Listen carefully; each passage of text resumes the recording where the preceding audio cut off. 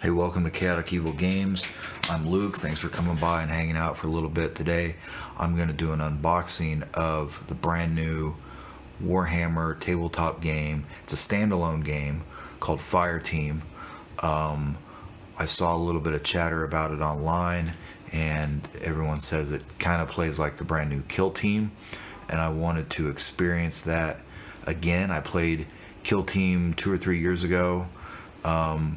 Had a really quick introductory game, and I didn't dig on it a whole lot. We immediately, waiting for people to show up, and we just started playing 40k when everyone showed up. So I didn't get to dive into it back then, hoping that I can now. It looks like a really good set with a lot of models for a great price, $50. Definitely goes a long way. So let's check it out without further ado.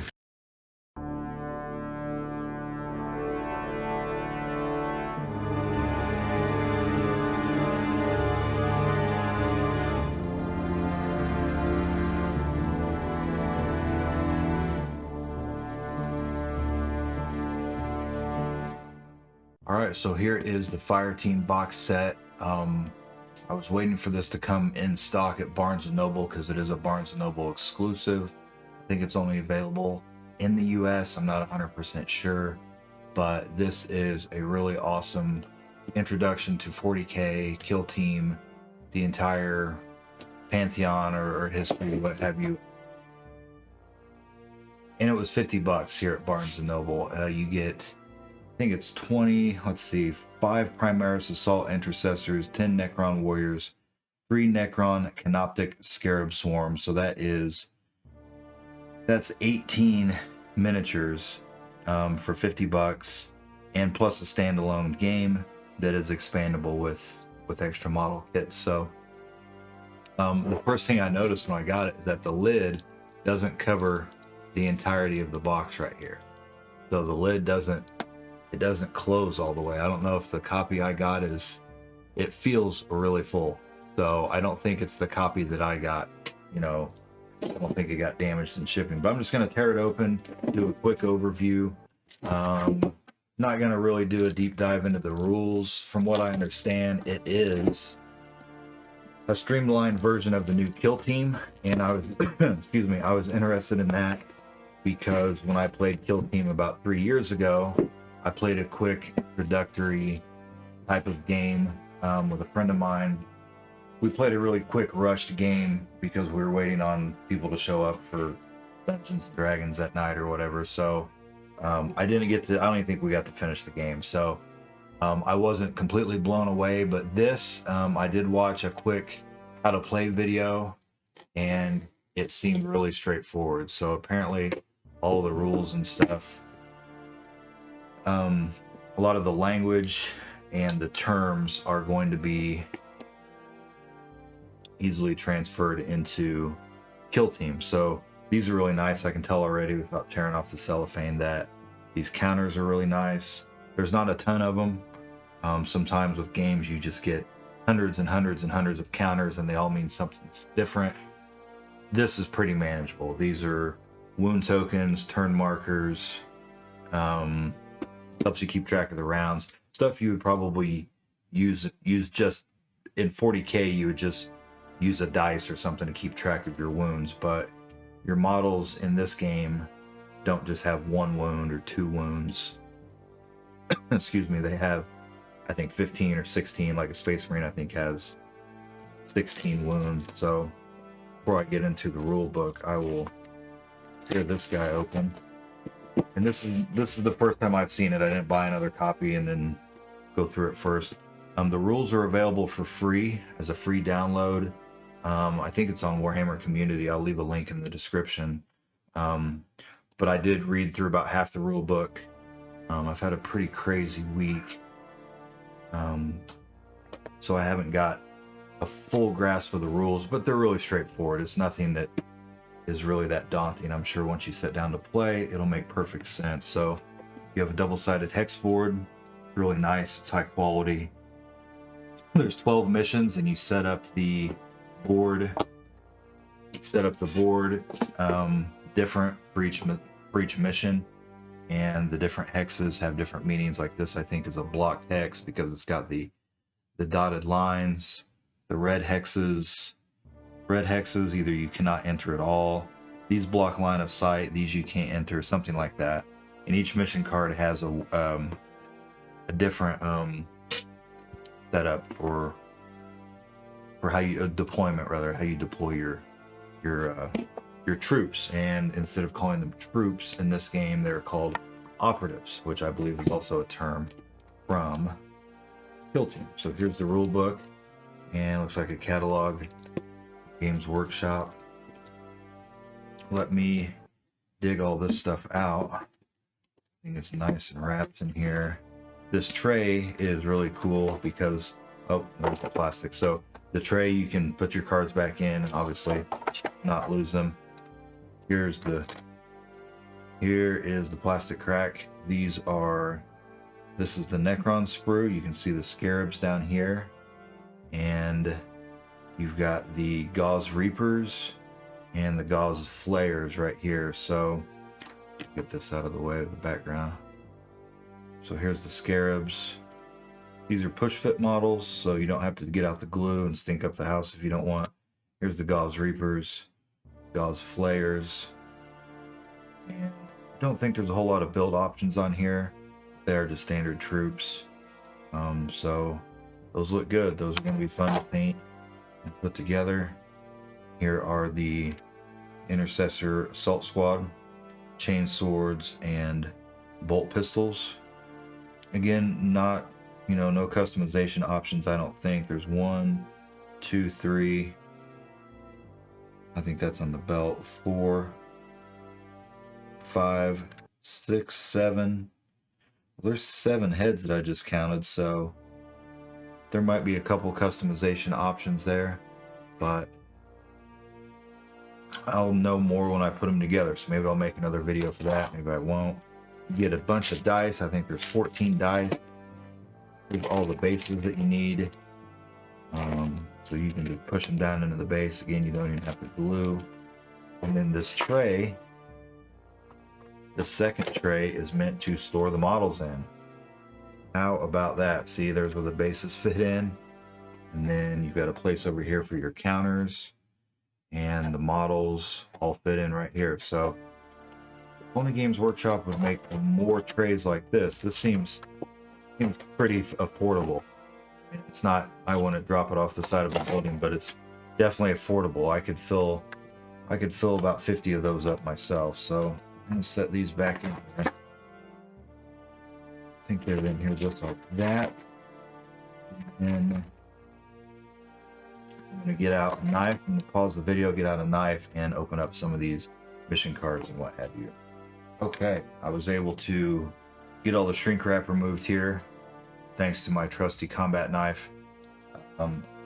Definitely got had to re-roll some ones to get it open. It's nicely packaged, really nice materials. And something I just thought of, we've got 3 different sizes of cards here, and I really appreciate that. I hadn't thought of that, but sometimes when you play a game, you'll have 3 sets of cards that have 3 different functions. Like these are your I don't know, you might draw from these or have them in your hand or something during the game.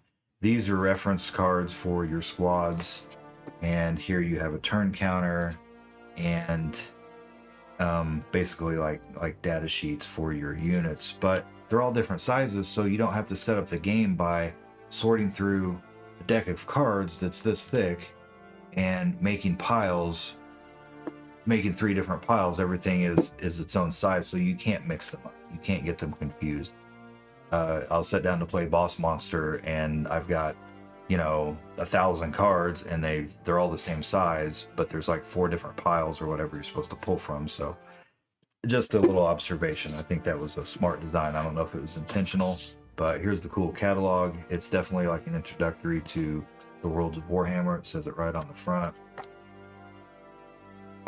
Here's the rule book. I'm going to save that for last. The rules are available for free. I think I mentioned that already. You can go to Warhammer Community and download for free, read them on your phone and get familiar with them. Decide if you want to pick up the game. This is like a turn counter. It's double-sided. They've got different. There's 3 turns per mission, and there's 12 missions, so you can play out a campaign in the box set. And then you've got Sergeant Gideon, which is the Assault Intercessor Sergeant for this box set, and then 4 Assault Intercessors. So right here in this bottom corner, you can see one of this operative and 4 of these operatives. That's what comes in the box set. They get action points. This guy's got 2. They get 3 moves, 3 defense dice, 4 ups to save, 16 wounds. So if someone shoots against them and they score 4 hits, he can roll 3 defense dice, and each dice needs a 4 or better to prevent that wound. If he has, 4 hits against him, he's going to fail one of them. So the game is kind of set up to where if someone has a really good roll, it's not possible for the defender to save against all of the dice, or against all of the hits. So let me see if I can. There you go. Sorry, I'm still learning my new camera here. It still wants to focus on the background. That's what I get for not using my DSLR. Anyway, you get the idea. Maybe I'll get some photos and put those up. But you also get basically the same setup for orcs. Here's Git Crusher, and you get 1 Git Crusher, 2 knobs with Slugget and Choppa, and then 1 knob with Slugget and Power Claw, and a knob with Combi Scorcha. So that's a cool unit, but those don't come in the box, but you do get the rules for them. So if you have a box of orcs, you can immediately play. Oh, here's an ammo runt right there. Let's see if I can get him to focus. There's our ammo runt. Tempestus Scions, 2 of them. Tempestus Scion with a plasma gun. And Tempestus Scion with a hot shot volley gun. Tempestus Hank Bull Tarkus. So those are some really cool models as well. And not in the box set. Here are the Necron Warriors, 5 with the Gauss Flare, 5 with the Gauss Reaper, and then 3 Canoptic Scarab Swarms. And you have cards for Harlequins. I'm not a huge fan of these models. I haven't read their codexes. They might have rules and fluff that make me a believer, but right now I really got to see the models as something that I enjoy looking at and painting, and they're not chaotic or evil enough. They're just kind of like, I don't know, circus type things. I don't know, I haven't read the fluff, so sorry to all you Harlequin players out there. Not enough chaos or evil for me. And then here we have the Tau, Chassevray, Quick Strike, how you say that, XV-25, Stealth Battlesuit, and MV7 Marker Drone. So those are some cool. It's definitely an expandable game. There's room for growth, and that's one of the reasons I wanted to get it, because you can. It's got replay value, and that's important. If you're going to spend $50 on a game, you need to be able to replay it. Here's some different cards, operative cards. So you might have to sort through some of these. Here's one, Final Special Operation. Despite being on an elite strike force, Tempestus Scions are often stuck in the field for long periods, and supplies become short and power packs run low. Subtract 1 to a minimum of 1 from the range characteristic of a friendly operative's weapon during this special operation. So these cards are specific for the units that you're playing. So here's Tau. They're marked. I should have slowed down. So here's the Tau. Here's, Orcs. Here's Necrons. Here is the Imperium.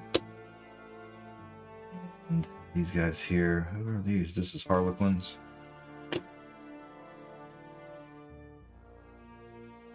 Oh, here's Tempestus Scion, sorry. Here's the Imperium. Or Space Marines, rather. And then here, these cards are Special Issue War Gear. Combat Booster, Sighted Scope. Play this card after placing an operative on the battlefield during setup. Give that operative a ploy token to remind you. Add 1 to the range characteristic of weapons the operative is armed with that have a range characteristic of 2 or greater for this mission. Add 1 to the range characteristic of weapons that operative is armed with that have a range characteristic of 2 or greater for this mission. So it increases the range. Obviously it's a sighted scope. So return this card to the deck at the end of a mission in which it is used. So that's cool. You get special issue war gear. Maybe there's some special issue ammunition in here. Prototype munitions, artillery strike. So there is some customization available. I don't know that it's going to be quite as crunchy and flavorful and what's the word I'm looking for? Personable. Where you can really personify or tweak your lists and your army. But here it is, make it personal. All right, we'll put that card on top. Total annihilation, spread out, take cover. It's all up to you. Priority target. So right there, make it personal. It sounds like it's going to be right up someone's alley if they are interested in playing 40k and a quick game, you know, half an hour, 45 minutes. I mean, I've spent hours and hours just building lists to play 40k, so. And then the game itself takes all afternoon. So here you have the units, strategic ploys. I'm not going to go a whole lot into the rules, but there are, let's see what this says. My faith is my shield. Pick a friendly operative. Give that operative a ploy token to remind you. Add 1 to that operative's defense characteristic until the end of the current turning point. So these are strategic ploys. So I think that you pick one of these per turn or per campaign, per mission rather, and if you achieve them, you get victory points or whatnot. I'm going to do more videos where I do it how to play, and then I'm actually going to play some of the videos or play some of the missions. So it's cool. You get cards for all these units that are not in the game. So it's definitely a gateway drug into 40k or Kill Team, and it just looks like a ton of fun. So, and here are one of the mission cards. This one is called Power Up. Let's see what this says. A series of shield generators offer protection in this area if you can live long enough to get them working. So the rules say operatives within 1 hex of an objective their player controls that is not powered can make the following action. Power Up is 1 action point. Place a mission token next to an objective that is within 1 hex of the operative making this action. That objective is now powered. Friendly operatives within 1 hex of a powered objective you control have their defense characteristic increased by 1. Discard all mission tokens from the kill zone in each end phase. At the end of each fight phase, players score 1 victory point for each objective they control and 1 additional victory point for each powered objective they control. The mission ends after 3 turning points. When the mission ends, the player with the most victory points wins. If the players have the same number of victory points, the result is a draw. And there's the back, but you can see there's a map in here that shows you where to set up different tokens to make the game, to make each mission unique. So you reuse the board, but the tokens move around. And there's 12 of them in here. Critical escalation, seek and destroy, dual strike, down satellite, double down, no man's land, mash and grab. Really cool. And here is the rule book. Really love the artwork. I love how the artwork is unique to the game. As you can see, you get quite a bit with it. And like I said, you get tokens for just about everything in the game, so you can really keep track of where you are. There's activation tokens, turn tokens, objective tokens, an initiative token, wound counters, victory point counters, turning point token, and 4 double-sided ploy tokens. So it looks like a lot. I really don't think that it is. I can't wait to do a how to play and play through some missions and then make a video, because it's definitely a high quality product. At first I thought this was just another box set that was Space Marine Adventures, where it was kind of entry level and it wasn't push fit models and it was just kind of different molds and just like a super simple game. But this is a little bit more involved. I think it's a lot more like Kill Team and 40K, so that's why I picked it up, because this is a little bit more involved. Here's a history of the 41st millennium, and plus I picked up the Andromeda set, you know, when it came out, and these models fit right into what comes in that set. So I thought, well, even if I don't like the box set, I've got these models I can add to my armies with. So here you've got Stealth Team Quick Strike, the 55th Capic Eagles, the Flickering Blade, and Get Crush's Bad Lads.